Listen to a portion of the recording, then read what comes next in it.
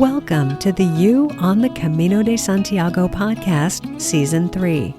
This podcast is for and about people getting ready for their first ever pilgrimage on the Camino de Santiago in Spain, France, and Portugal.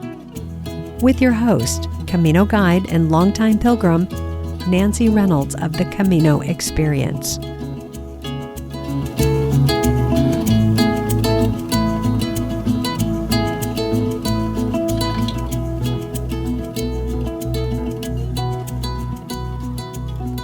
Do you know where you are?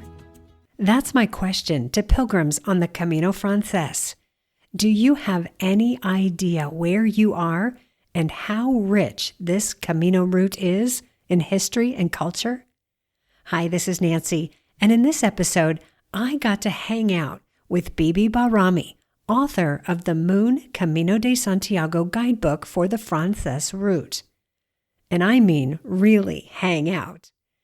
Beebe and I have spent the past 9 days as writers-in-residence at the Stone Boat Guest House in Rabanal del Camino on the Francés route, approximately 225 kilometers from Santiago.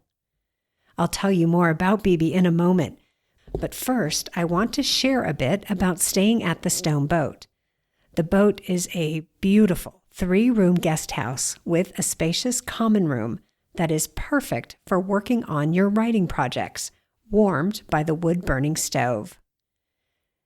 The Stone Boat is a beautiful 3-room guest house with a spacious common room that is perfect for working on your writing projects, warmed by the wood-burning stove. The owner, Kim, offers up the Stone Boat for winter retreat space from late October through March for a week or more at a time. In addition to the sleeping rooms and common space, winter retreatants also have access to the fully equipped kitchen, so you can stay extra warm with a big pot of soup and plenty of hot drinks. Groceries aren't included, but your Wi-Fi and firewood are. What I love the most about my retreat time at the Stone Boat is that it is completely self-guided. My time is my time, and I work on whatever I want, whenever I want. In other words, this isn't a group retreat where there is a leader setting an agenda. This is all you and your creative projects. To find out more about a winter retreat at the Stone Boat, I'd like to invite you to visit the website of thestoneboat.com and find the tab called Writing Retreats. And then to contact Kim, go to the Contact tab and scroll down to the bottom of that page.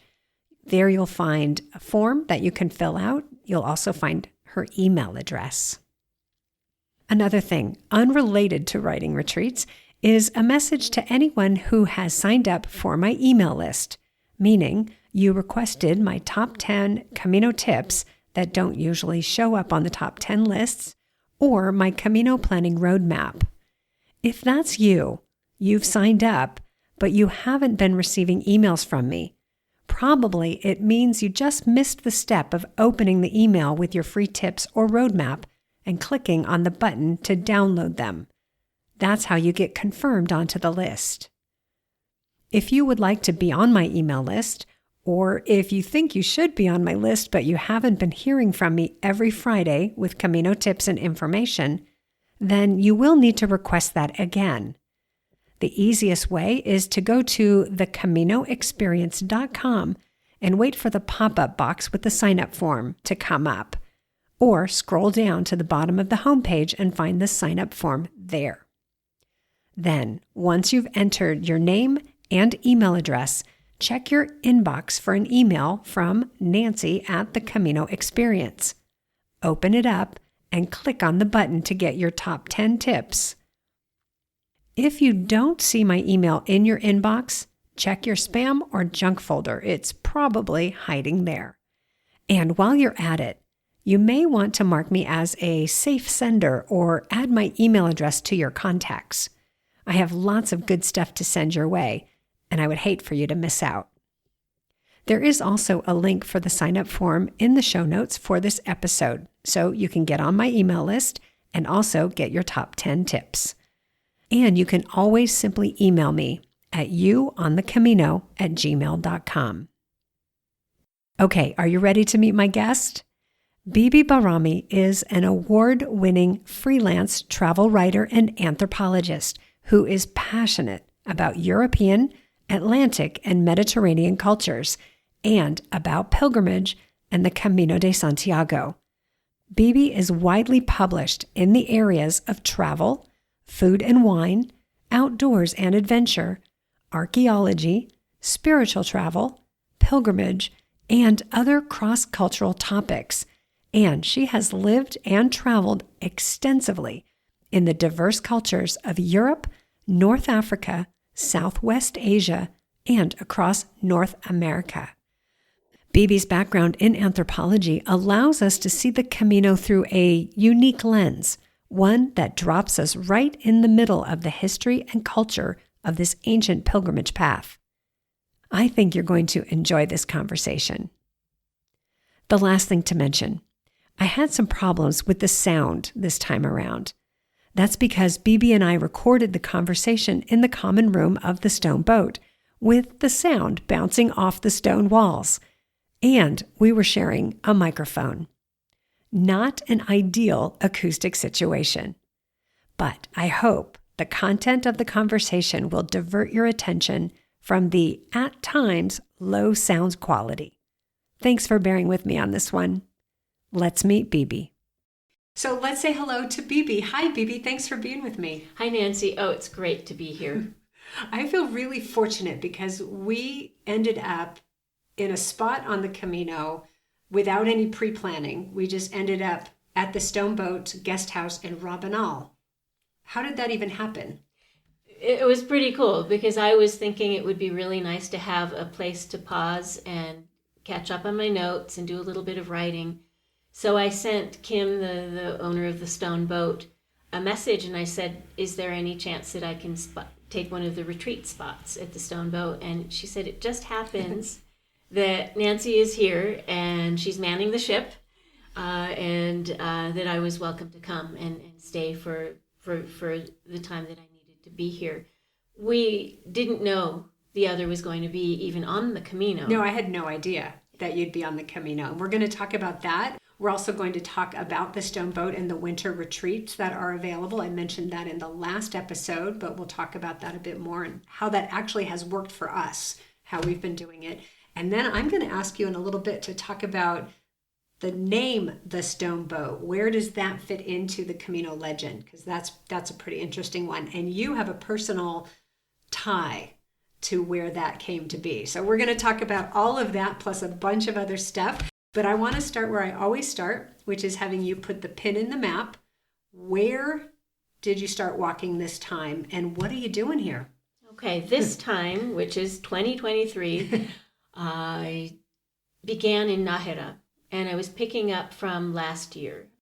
I had actually intended to walk further than Nájera last year. I had started at the Pyrenees, but I actually had work that then accelerated my need to leave where I was on the Camino and go. And I was actually teaching a writing retreat on the Camino, but in the mountains of León, or at the threshold of León's mountains. And so that was really important. And but I knew I needed to come back for many reasons. I'm doing research for a couple new travel narrative books.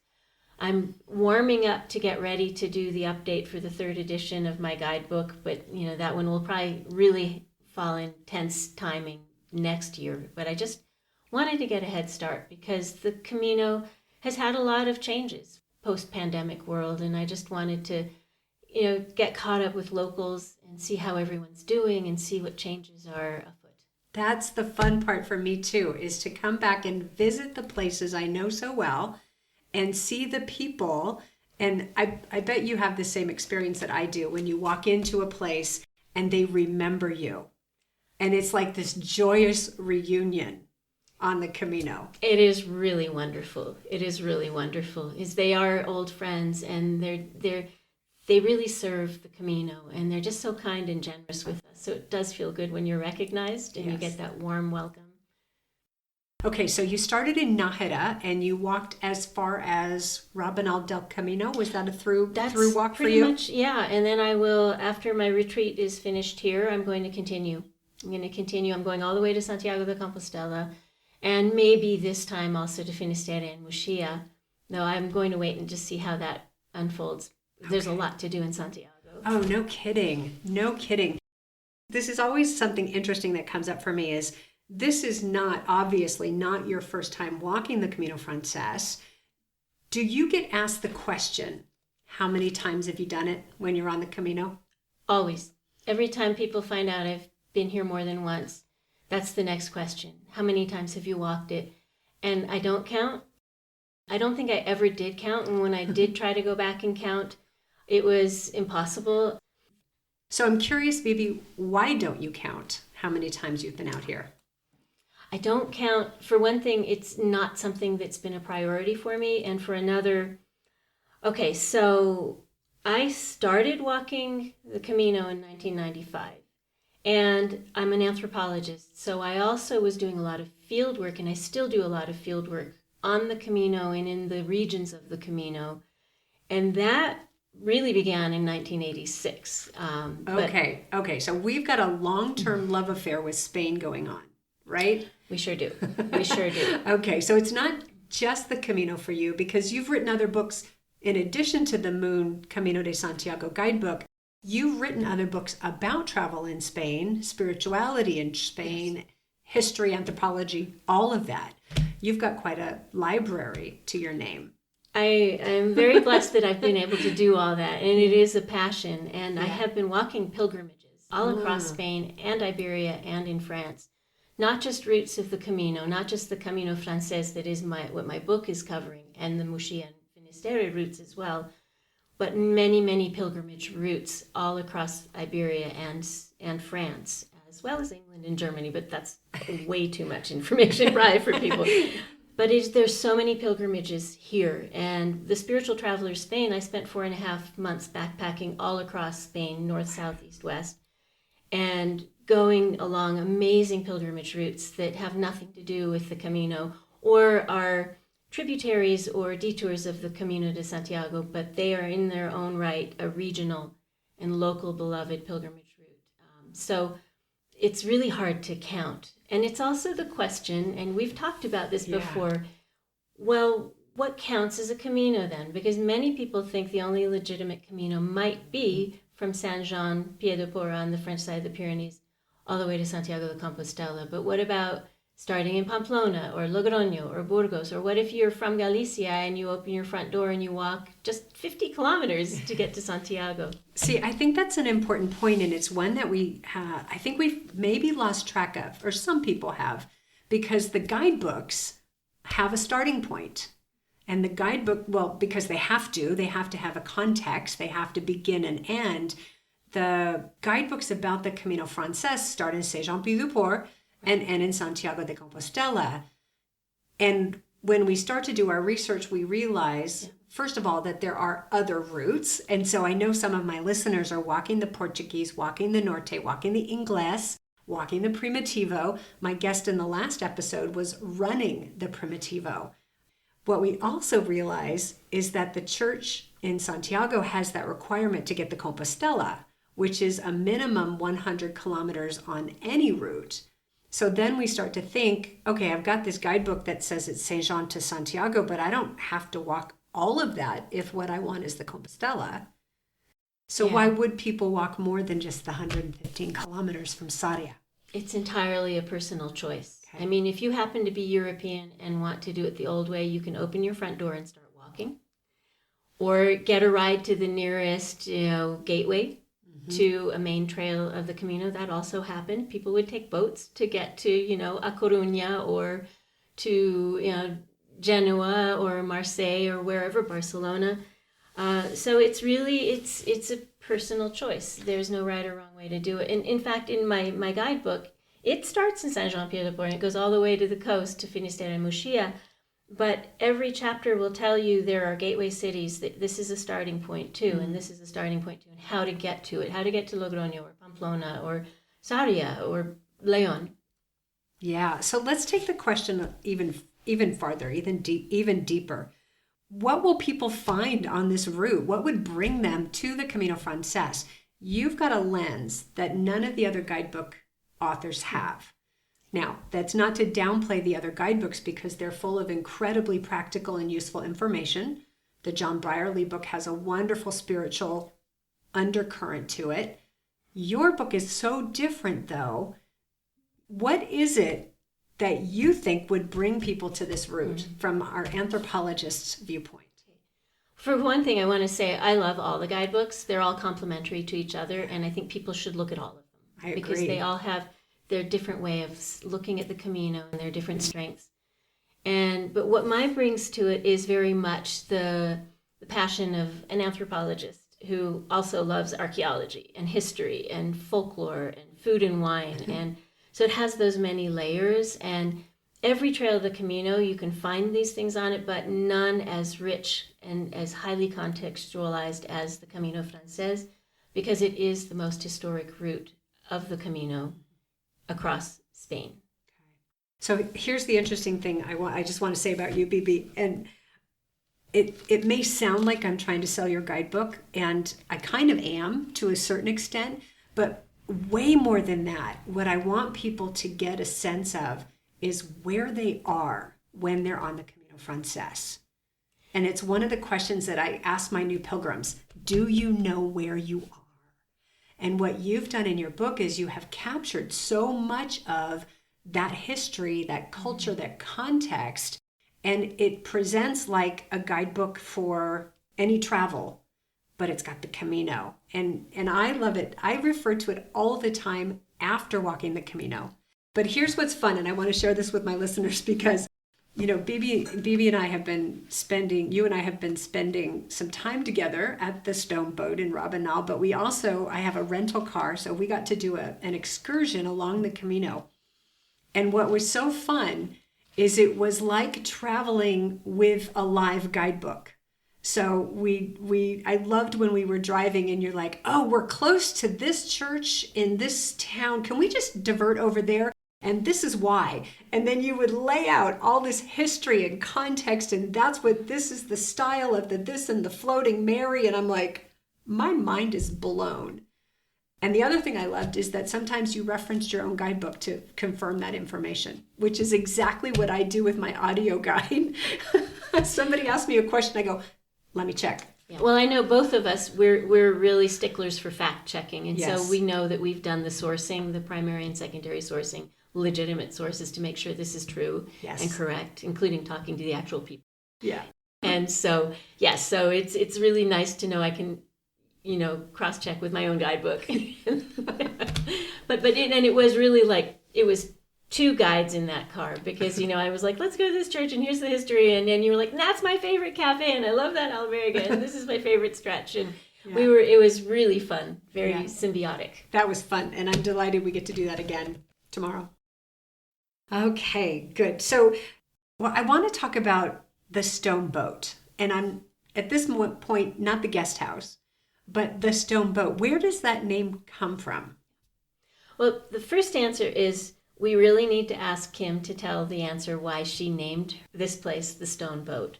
But it does refer to the vehicle that in legend, and it's only in legend, that St. James the Greater was transported from the Holy Land after he was martyred. His head was cut off by Herod Agrippa. And his two dearest and closest disciples carried his body to the shore at Jaffa, and miraculously, a stone boat made of granite from Galicia, no less, appeared at the Holy Land in the Levant, and they put his body in it, and two angels were there, and without oars or without rudders or sails, that stone boat sailed all the way across the Mediterranean, made a right turn at Portugal, and went up the coast and anchored in Padron in Galicia, just, 21 kilometers south, 28 kilometers south of Santiago de Compostela. Okay. And so this is one of the most important pieces of the legend of St. James in Iberia, of course, after his martyrdom. There's a whole lot of legend before, and why would he go to Iberia in death? Okay. But so it's a miraculous thing, this stone boat. And it feels, here at the stone boat in Rabanal del Camino, it feels very much like that same kind of comforting, miraculous container to take you to the center of your own spirit. I've been really having a great time riding here and going for walks on the Camino, but then coming back here and sleeping. Isn't that something, to actually stay in one place on the Camino for multiple nights? Because the tradition of pilgrimage on the Camino, for pilgrims staying in the albergues and the pilgrim hostels, is you stay one night and you move on unless you're sick or injured. So to stay in a Camino village we've both been here for over a week now, to actually be writing about the Camino Francés, for you writing travel narratives and taking notes on updating your guidebook, to hear the click, click, click of the trekking poles as they go by and see the pilgrims with their ponchos and rain jackets on in the rain, some of them completely soaking wet. It's just amazing to have that, and to have the history and the tradition of serving the pilgrims right in our community here. There's another really cool tradition going on here, and that is that there is a Benedictine monastic community that is carrying the tradition of Gregorian sung prayer or Gregorian chant. And the cycle of prayer is sung 5 times a day in the church just up the street, the Church of Santa Maria. And it's been something to go to sung prayer, morning, afternoon, and evening, and to then go for a walk and then go write. And I feel like I'm really folded into a true medieval tradition. Do those services, all 5 a day, go on year round? Do you know? They do. Okay, so for anybody who is tempted or who is hearing this and thinking, that sounds good, and we haven't even talked up the guest house itself yet, but the idea of being in the village for a period of time and being able to establish that kind of rhythm without leaving the village, because pilgrimage is very rhythmic, right? It's very repetitive, routine, and rhythmic. But imagine having that without leaving the village. That's a pilgrimage in and of itself. Yeah. And I love Kim, the owner of the guest house. She may have told you this as well. She had someone come last winter and in 3 days finish a book project that had been given her trouble. And she came, she sat still, she had access to the kitchen, her very comfortable room, walks around the village, boom, the project was done. I know I've taken a lot of ground on my projects this week. Would you say the same? Very much. Yeah, very cool. much. Very good. So I'm going to have the information for the stone boat in the show notes, so anybody who is tempted to learn more about coming for their writing retreat in the winter can find out more. I think Kim does a week up to a month, but it's going to book up fast. And the thing is, you don't share the space with other people. You have it all to yourself. It was totally by chance that you and I are here together, because I was going to have the stone boat to myself. And then you came along and I'm like, yes. But the important thing is it's completely self-guided with support for the facility. But people can just come and work on their projects, any creative project. Yes. And I wanted to touch on, you were saying about my guidebook and what its special focus is. And that's one of the big inspirations of writing my guidebook, was I wanted people to know that there are all these layers, historical, prehistorical, cultural. I don't want them to miss. They can make a choice, but at least know about it. And one of them is to say there are villages where there is still sung Gregorian chant. Amazing. And this is one of them. There are villages that are built on top of, Iron Age remains, and those are built, Romans built on top of those. And I don't want people to miss that. Or I don't want people to miss the octagonal church of Eunate, even though it's a 2.5 kilometer detour right after Pamplona. I don't want them to miss that they're right before going to Burgos. They're going to be going through an area that has the oldest human remains in all of Europe. Now date back to 1.4 million years ago. The oldest human remains were found there, all on the Camino. And there's so much more too that I can talk about. But I felt as a first-time pilgrim on the Camino Francés, because it is a lot of effort. It's hard, and you're putting all this energy into just walking and carrying on your back and finding a place to sleep and finding food and washing out your clothes by hand, that it's really easy to miss things. And they could just be 100 meters away. And for many people, this is the only time they're going to come here. And I didn't want them to miss these things. I love seeing your passion and love for this area. And I've been very fortunate to get to hear more about what you love about this area. The whole Camino Francés, plus where you and I are right now in Rabanal. When we went on our little excursion the other day, we drove past the Cross of Iron, the Cruz de Ferro, which is only 8 kilometers from Rabanal.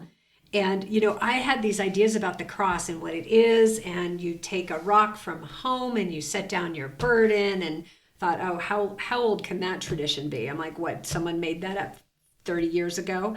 And so I remember I said something to you in the car, and then I got the whole history, and I'm like, well, I'll be darned. Let's do it. So would you share with us what you know about the history of the Cross of Iron and how it fits into the history of this region? I'd love to.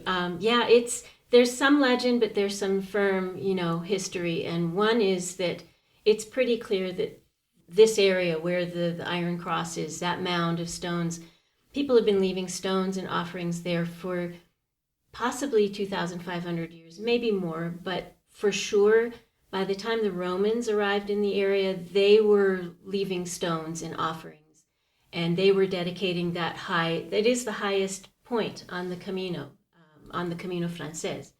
It's like, 1,505 meters high, and it's higher than the Pyrenees, it's higher than when you get to Ocebrero. And they were making offerings to the god Mercury. And archaeologists are pretty sure that they were overtaking earlier Iron Age, maybe Celtic-speaking people's god that was also the god of high places and communication and travel. And they were leaving stones and offerings.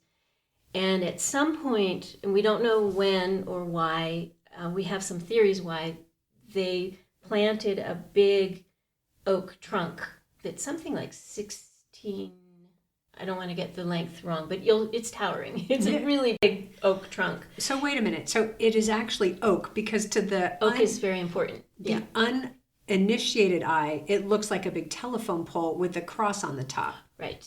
And let's hope it's still oak, but the original trunk was a massive oak trunk, and oak is a sacred tree. And some people think it maybe has something to do with the axis mundi and creating the center of the earth and of the world and connecting heaven to earth. But oak has been a sacred tree for many peoples, many European peoples, but also many peoples in other parts of the old world. And at some point, the hermit Goselmo, I think in the 11th century, in the 10-somethings, planted an iron cross on the top of the mound of stones. And probably there was an oak trunk there already. In the 10th century? In the 11th century. 11th century? Yeah. And Guaselmo, am I correct that that's what this albergue is named after? It's named after the hermit Goselmo, who actually lived on the outskirts. I think he set up his hermitage on the outskirts of Fuensebadon. So when you leave Fuensebadon, which is 6 kilometers up the hill from here, another like 500 meters to your left of the Camino is a ruin, and that's probably where the hermit Goselmo lived. And he was, then like 1.4 kilometers away from the mound of stones on Monte Irago, and he Christianized basically a pagan site. Oh. But it kept the tradition, because people, even, it's not just pilgrims or Romans who would leave offerings and stones. It's also, we're in an area that traditionally has been muleteers, people who have been transporting goods from the coastal areas of Galicia over the mountains and into the plains of Castile. And these mountains are daunting. And before you had railways or buses or cars, you had muleteers, people with really capable mules who would carry all the cargo on their trains of mules. And even the doors here in Rabanal, they're huge arched doorways. Those are made to be able to bring in your cart and your mule at night and stable them inside. So and they would leave offerings. This was a crossing area for almost. Them. Yeah. Oh, okay. Yeah. All right. So the cross as we know it, how old do you think that is? Would you guess? How long is Cruz de Ferro crossing. What's there right now? That in the form that it's in, sometime in the Middle Ages. Okay. It's we'll have to go and look at the first guidebook on the Camino, the Codex Calixtinus that was written around 1130 something. And see if the purported author, Aymeri Picot, actually mentions it. But it's been a crossing. I mean, that is a known part of the historic medieval Camino. Okay. Wow. So for many pilgrims, it's a special spot. It's a place where they now set down their burdens, metaphorically, carry the rock, heavy burden, and set it down. Mm-hmm. Does that match what they might have been setting down over the last 10 centuries? We can't really know. I think, though, this greater momentum in that direction of putting your burdens in the stone and laying it at the foot of the cross, that feels more modern. I think it was more of making an offering and petition for protection and guidance. I've also seen many different expressions at the cross over the years. One of my favorites was a pilgrim I'd been walking with who was carrying a memento for his best friend. His best friend had started to walk in honor of his partner who had died before he could walk the Camino. And he couldn't bear to finish the journey without his partner, so he handed off the memento to the pilgrim I was walking with. And we were at the cross together. And for me, it was a time to just bear witness to the humanity and the connections and the love and the community that we all crave and need. And it was this 3 degrees, so I was connected to this pilgrim who was connected to this pilgrim, to this partner. And there's something that ties us all together in that. There is. It's a very powerful place. I mean, I know some people wonder it feels like, it's this ritual process. Will it really have a deep, visceral meaning for me? And I think a lot of people are surprised when they get there. And I certainly was. I didn't know what to expect. I mean, I'm an anthropologist, and I understand ritual can be very powerful, but I also understand you sometimes have to be in the right frame of mind or have gone through a cycle of preparation. But so I was really surprised when I got there, and it just wasn't sure. I wasn't feeling like anything was going to happen, but then I started climbing up the mound of rocks, and it started hitting me, the thousands and thousands and thousands of people and the hundreds and hundreds and hundreds of years of passage here.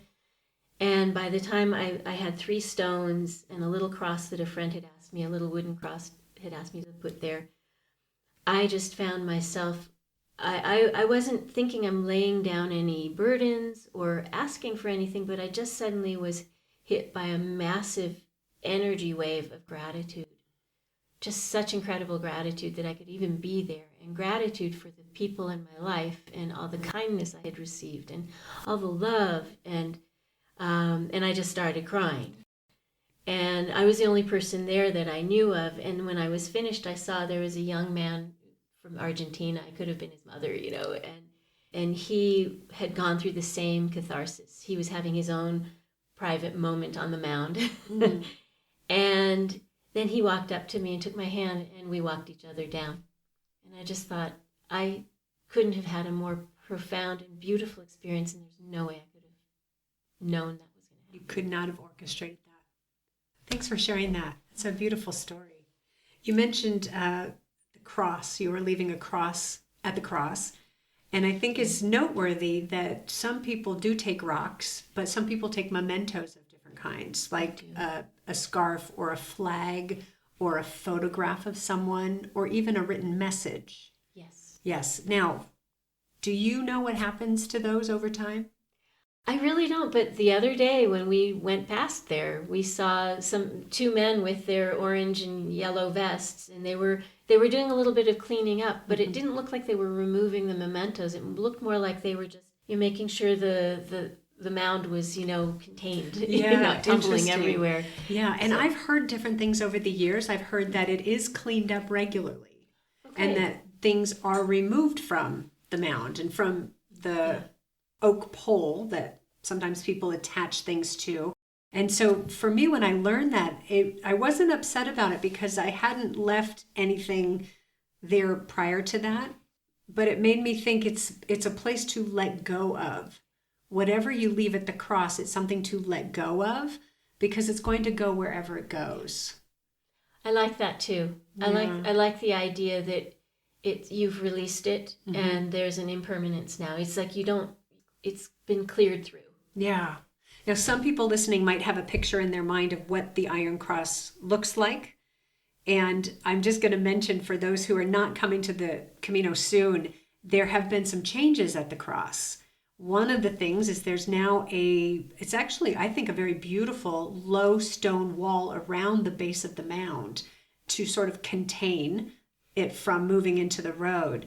And there has been some opposition to this, but my opinion is it looks very nice. There's also some pathways that have been created to connect the small chapel to the mound. So there's a direct walkway between those two and a couple other new walkways. And again, there's been some opposition to that. There were some political things going on in the region about getting that done or not getting that done. And so I think for anyone who has an idea that the Camino should never change, might not like it so much. But pilgrims coming for the first time, this will be what you know of the cross. And I think, it also brings up the important point of there are many people, especially Spaniards, who they want to come to the Iron Cross. They might come by car or they might come by bus. Mm-hmm. Might be the only way they can ever get there. Yeah. But it is incredibly profound and meaningful for them to put a rock or put a memento there. And they're putting it for all kinds of the same reasons. And it can be as powerful for them even if they didn't walk up to it. And I think we need to remember that there are many ways to get there and to do this. And it can be incredibly powerful no matter what way a person does it. But it's our choice. It's our individual choice. And how nice if we do have the choice to actually walk. And the ability to actually walk. I so appreciate that reminder. It's sort of the same for me with Santiago. People think that that a true pilgrim will walk to Santiago. And some people even say, you got to walk from Saint-Jean-Pied-de-Port to be a real pilgrim. And it's just so interesting because that does not play out over history. It doesn't. Yeah. It doesn't. It reminds me of the story you told of what I think was maybe your first pilgrimage from Padron. There was some story of a train and you and your husband jumping off a train. Would you share that pilgrimage story with us? I just love that. I would love to. When I'm asked when did you first walk the Camino, it's like, well, 1995, however, it's not what you might think. It was not starting in the Pyrenees and making the full 500-mile trek. It was actually finishing up dissertation research in Western Spain, and I was meeting my husband, Birch, in Lisbon, and he was doing location scouting for a film company. And we were going to meet in Lisbon, and he knew ever since 1986, when I first heard about the Camino de Santiago as a college exchange student in Spain, I wanted to walk. And this is 9 years later, and he said, well, I know you're finishing up your dissertation and we're doing this location scouting thing, but why don't we take the train north and at least go to Santiago de Compostela and see the holy city, and then if it really calls to you, we'll figure out a way for you to walk the full Camino Francés, from the Pyrenees all the way. And so we're on the train going north, and the last stop before Santiago was Padron. And we heard the train conductor say, last stop before Santiago, Padron, última parada. And we looked at each other, both knowing the legend of St. James, and that's where the stone boat took him. And we didn't even talk to each other. The train was already picking up steam after having stopped in Padron Station. We threw the door open, threw our backpacks out, and jumped. And can I curse on this? Because then the train conductor, said, coños.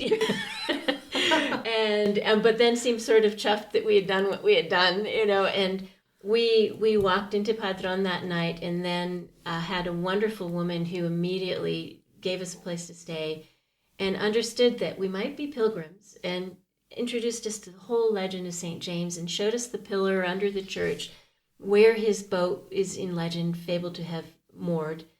And it's actually a jasper pillar that used to be a part of the Temple of Neptune that was a Roman temple. And the next day we just started walking, but we didn't walk to Santiago de Compostela straight. We walked around that finger of land it's like a little peninsula that sticks out in the Atlantic Ocean, and it's full of legend. I mean, it's got Padron, it has a dolmen from the Neolithic that's about 4,000 years old. It has a Castro site that's 2,500 years old, an old Celtic Iron Age Castro.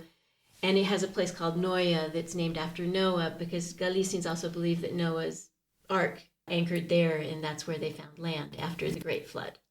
So we walked that whole thing all around and then got to Santiago de Compostela. And in the process, because we weren't prepared, we didn't have water, we didn't have food, but a woman stopped to help us, and I asked her where we could get food and water, and she just opened the trunk of her car and gave us some food and water. She'd just come from the grocery store. And I really wanted to pay her, and she insisted no, and she said, "You are pilgrims." And I hadn't even occurred to me to call myself a pilgrim. I just thought, I'm kind of stupid. I don't know what I'm doing here. I just started walking without any knowledge. But when she said, "You're pilgrims," and that being called that and being given such generosity and kindness, and then she told us who to go, whose door to knock on to find a place to sleep, place to eat.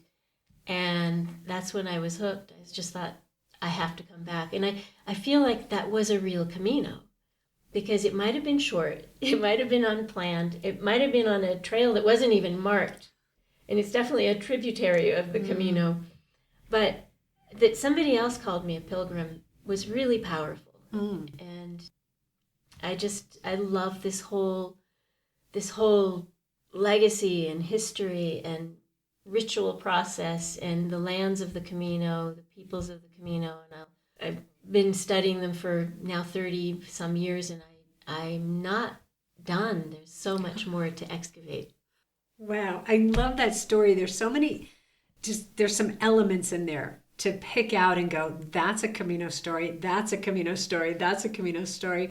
When you are identified by the local people as a pilgrim, that's actually quite significant, because the people of Spain, they've all grown up with this tradition of pilgrimage to the tomb of Santiago. So when they identify you as a pilgrim, they got eyes on you. They know what you're doing. They know what you're up to. And they know the significance, in their religion anyway, of a journey to the tomb of Santiago. Yes. So that's actually pretty significant. It is. Yeah. And they're incredibly gracious hosts. We are guests walking across their lands, and I am just blown away every time by the hospitality. Mm-hmm. Yeah. And I think what I've observed is it is in part because they know what you're doing. They know where you're headed and why. And I was told early on in one of my first Camino walks that when we receive the blessing or we receive hospitality from someone on our way, we are in fact taking them with us. And our walk is a prayer for them as well. And our visit to the tomb, we take with us everybody who has blessed us, served us, hosted us. They're going with us. And so they get that blessing as well. And I think they all know that. I love that. And actually, when you and I met, what was it, 8 years ago? Oh gosh, 2015 was it? It was 2015. Okay. You shared that with me, and I had kind of been aware of it, but I hadn't been aware of it in such a beautiful, concrete way. And it's something now I want people to, I tell people, it's like, when somebody says Buen Camino to you, it means I'm giving you my hopes and prayers too, and you're carrying them with you to Santiago de Compostela. So when you hug the apostle, you were hugging the statue of St. James in the cathedral for hundreds potentially of people. And it's talk about a powerful ritual. That one floors me too. It's like putting the stone at the cross, the iron cross, the Cruz de Ferro, because you can feel all those people pouring forth in the memory of all that grace. Yeah.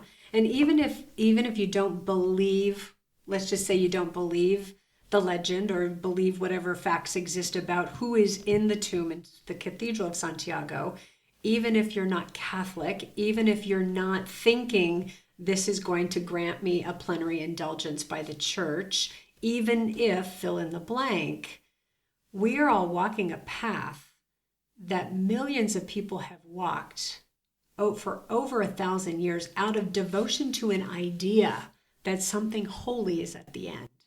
That's got to have energy. It does. I mean, we have no historical fact that St. James the Greater ever came to Iberia, but just through the walking and the belief, he exists here. Mm-hmm. He is here. Wow, we could stop there, couldn't we? Yeah, there's so much that just touches me about this pilgrimage. I think that's why it keeps calling me back. And the interesting thing that what I think is interesting is it's the Camino Francés that keeps calling me back. It's not any other route. I walked the Ingles last year, and yes, it was beautiful, but it wasn't home the way that the Francés is home to me.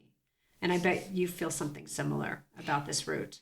I do. I mean, I've walked other routes, and I spent a lot of time on the Camino del Norte, not exclusively for the Camino del Norte. I was doing field work in Galicia, I was doing field work in Asturias, I was doing field work in Cantabria, in Basque Country, in southwestern France, and they all taught me things that were really important, and oftentimes those very things taught me what to see on the Camino Francés, because the Camino Francés it's not just south of these regions. It is pulling in influences from all these regions. And more than anywhere else, it's bringing in, I mean, it's the French road. It's the French way for a reason, because it was the recipient of so many people coming in through the roads from France and all these European pilgrims, but also people coming from southern Spain and Portugal and other parts of the Mediterranean and even from North Africa.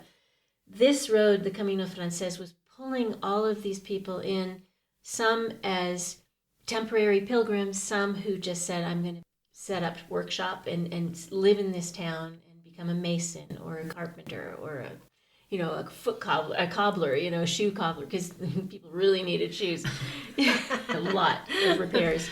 And all kinds of things. And so it was an incredibly diverse road. And all these people have left their influences in it, in the buildings, in the legends, in the culture, in the languages.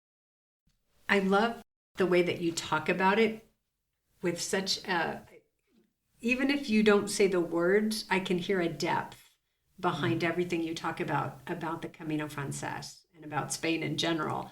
Yeah. And so I love when you shared with me about how you got to be the author of this guidebook, that you weren't the only one who had pitched it. Many people had pitched, I'd like to do the Camino de Santiago for Moon Publishing. And you got selected out of a highly competitive field to write it. And so this book exists because you are the one that got selected to write it, with everything that you bring from your 30 years in Spain. And I would just like to invite my listeners to check it out, to buy it or go to the library if it's not within your budget right now. It's also available on Kindle, yeah? It is, or iBooks. iBooks, great. So anybody who wants it and doesn't want to carry the weight of it on the Camino, like you are, I'm just cracking up because every time I ask you a question, not every time, but sometimes you pull out your phone and you pull up your guidebook and confirm that this is actually that. It's just great. I just love that. Thank you. Yeah. I've actually heard people say they buy both and they read the hard copy at home, but then they pull out the waterproof folded map of the whole trail. That map's amazing. And take that with them and then get the Kindle or iBooks version and Excellent. use the two together. Excellent. What I did with the map is I have both first and second edition, so I have two maps. I leave one map at home with a friend so that they can follow me. And then what I do is I break out my map and I put my pen pointing to where I am, and I take a photo and send them the photo so they can look at the map and find out exactly where I am. And I just love that. I love that too. Yeah. And then the other reason why I love the hard copy, and I do this with all of my Camino guidebooks, I don't carry them on the Camino anymore, but I look at them nonstop when I'm back home. After trip, between trips, I'm just always poring over it to see, what does Beebe say about this? What does Brierly say about this? Yeah. Me too. Yeah. I actually have a collection of guidebooks. I've collected all of the ones that I could find that were from the beginning, I mean, I have two translations of the 12th century Pilgrim's Guidebook, the Codex Calixtinus, Book 5. But I have all the guidebooks and travelogues that are kind of like guidebooks from people who walked it over the centuries, especially from the last 5 centuries. We have a good handful. We have Georgiana Goddard King. She was an art historian who did the whole Camino in a wonderful, wacky way, on foot, by horse, on mule, on carriage, whatever, in like 1915. Walter Starkey, who did it in the 1950s, T.A. Layton in the 1960s, all these. But then the first modern guidebooks that started coming out, like from the parish priest of Ocebreiro, he wrote a gorgeous one. Valinha. Elias Valinha. Yes. Yeah. I talk about him in my audio guide. It was magnificent. Yeah. His guidebook is fantastic, and I got that. And there are some French ones. And this passion for the Camino I love these guidebooks. Yeah. They're really good friends. And of course, the Brierly, bless him. Yes. Rest in peace. He really gave us a beautiful book. And the Cicerone books. I mean, they're all great. Mm-hmm. They're all great. Mm-hmm. And they're all different. And I love that you had said you don't do things the way the other people do it because they do it so well. Why would you duplicate what they're doing? Right. You're doing what you're doing really well. And let everybody have their place. Yeah, I mean, my guidebook does the practical also really well, but it also, instead of listing all the albergues in all the places, well, I don't think they list places to eat, so I do give places to eat, but then it's hard, but I try to pick just, some of the top picks of different kinds of accommodations. Yeah, well, and every year it's going to change, and I was with you when we were in Trabadello. Trabadello is really a problem because there's so much good stuff there. There's so many nice places, but it's such a small place. It's so small you can't spend 3 nights there. But, I mean, you could, but And maybe you should. It's a great place to spend some time. Yeah. The first place, you get a private room or a dorm bed at that place. The next place is Ellie's, El Puente Peregrino. You get a private room and fabulous vegetarian food. Yeah. And then the next night you go to Casa Susie, who has an incredible reputation for her hospitality and her food, by the way, with fresh produce from her garden. Absolutely. And the warmest and coziest dorm room I've ever been in. Highly recommended. Absolutely. Yeah. So that Trabadello alone is a bit of a problem for a guidebook writer. It is. And it has such a magical entrance because you walk for about half a kilometer through this gorgeous chestnut wood. And that forest is really precious to the people of Trabadello. Mm-hmm. They're harvesting those nuts. And we as pilgrims, wherever we stay, will get to eat from that harvest. Yes. How about that cake that Susie gave us? What was it? Home-baked chocolate chestnut cake with roasted chestnut flour. That she roasted herself. She collected the nuts, roasted them. And she's like, oh yeah, it's like an almond chocolate cake, but you substitute with the chestnuts. I'm like, yes, that's special that you think like that. Yeah, so casual. Are you kidding me? That would have taken me 6 years to figure out. Yeah. Well, it's fun. And part of what's fun about having you here at the Stone Boat at the same time I am is our love for the Camino, I think, is probably on equal footing, but it comes from different angles. And I think if you and I were to take a trip along the entire Camino and we could just riff on every town and village about what we love and did you see this and do you remember? I remember that guy. That would be fun. We should do a car trip. I think so. And then at route, what we really hold in common, though, is what the Camino did to us when we first came here and walked it. That powerful transformative journey is just with all this richness.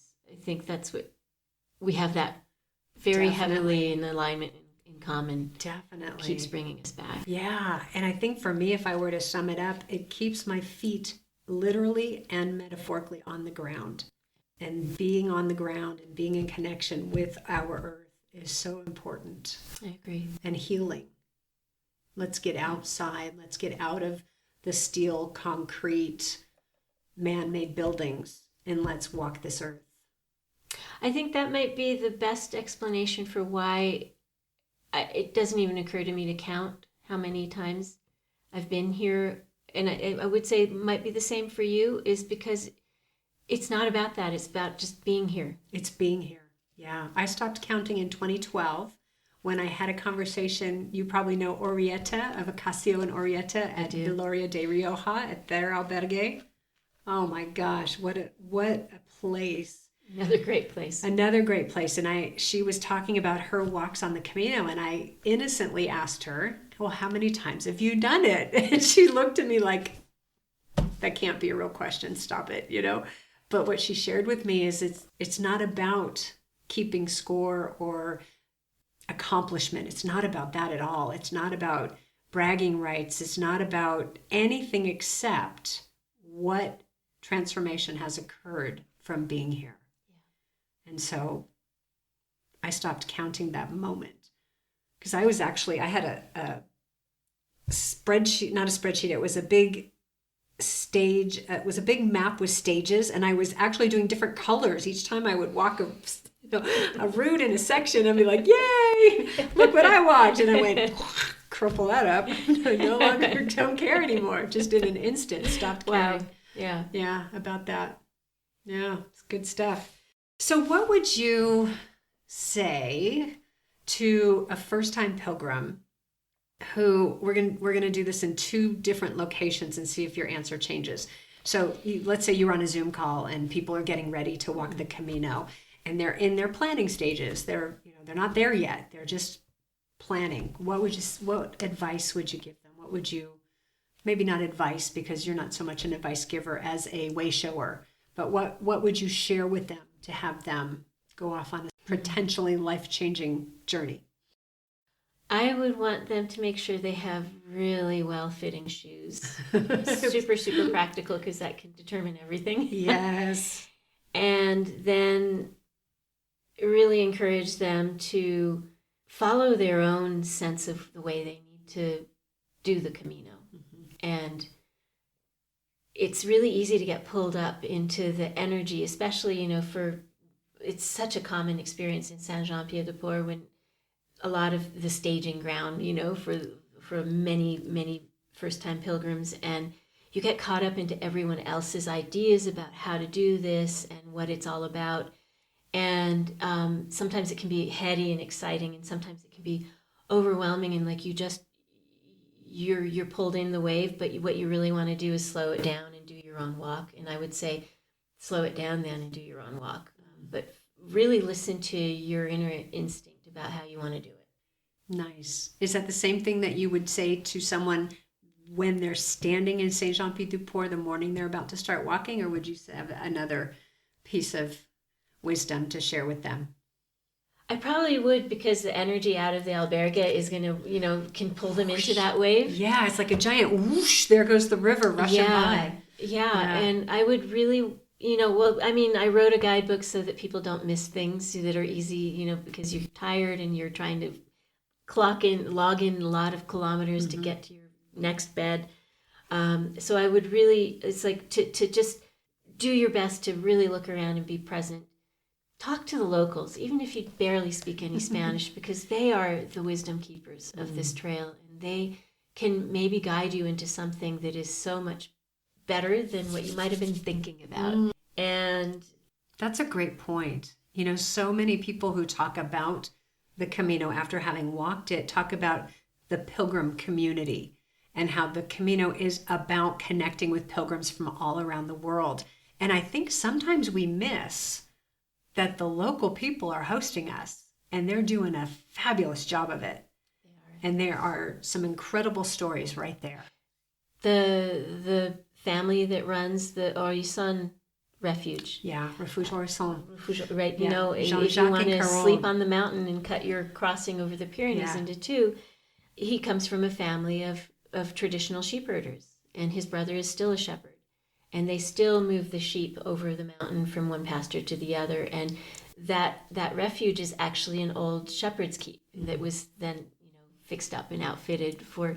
So it's just there's you're sleeping in tradition. And thousands of years old tradition. This is like transhumance, the movement of sheep over those mountains has been going on since the Neolithic, at least. I'm talking like 7,000 years ago. I love that, because Neolithic, I go, that's old, right? And Beebe can place it on the timeline. That's perfect. Those are our first farmers. Yeah, I love it. I love it. Yeah, and what you just described matches one of my top tips that I have been saying since the beginning of this podcast series. Don't rush the start. And if you don't rush the start, you then learn how not to rush at all. You practice it from right out of the gate. Yeah. And just take your time, pay attention to what's around you, because it is and is not all about the walking. Right. Yeah. I absolutely agree. And there's so many levels that will play out if you don't rush the start. I mean, I think most of just the physical injuries that pilgrims they get in the first 2 days, and they don't manifest until 5 or 6 days later, and people are limping out of Pamplona and wondering what happened. And it was, they went too fast over the mountain and then they didn't stretch. Yeah. Or they carried their fully loaded backpack without having trained for it. And that changes the body positioning completely. Yeah. And your shoes, your feet then rub differently than they would have without the backpack. Yeah. And then you're a mess.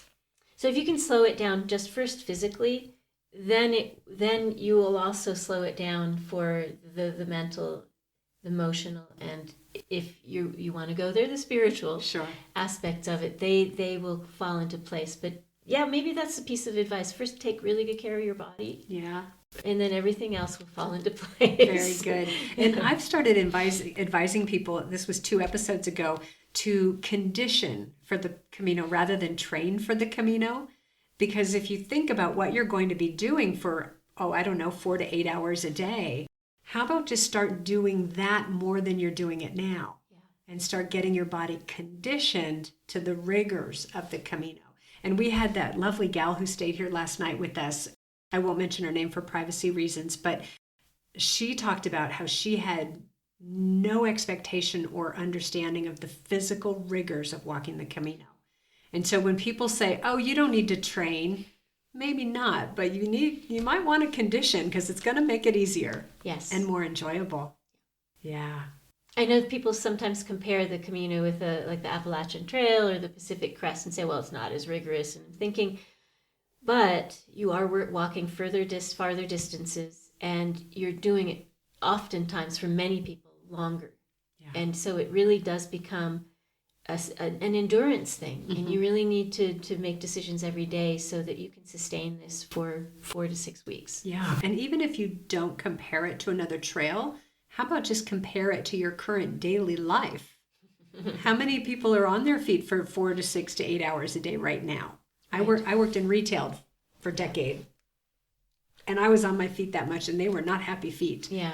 And I needed my 2 days off every week. And you weren't wearing a pack. I wasn't wearing a pack. I was wearing heels some of the time. Okay, that's worse. Yeah, that's far worse. That's rough. But I think the point is, you're not doing it now, and it's maybe a little unrealistic to expect to jump in and have it go perfectly if you don't condition for it. It's good advice.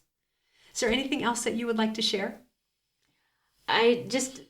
Absolute how much fun it's been speaking with you, and also just to tell people to have a blast as much as you can when you're out there, and enjoy the Camino, and let each day be what it is. Yeah, great. And I'm going to add to that, and go do it. Go do it. Find a way and do it your way. Yeah. Amen. Thanks, Beebe. I really appreciate our time together. Thank you, Nancy. Me too. All right. It's been great. Very fun. All right. Thank you.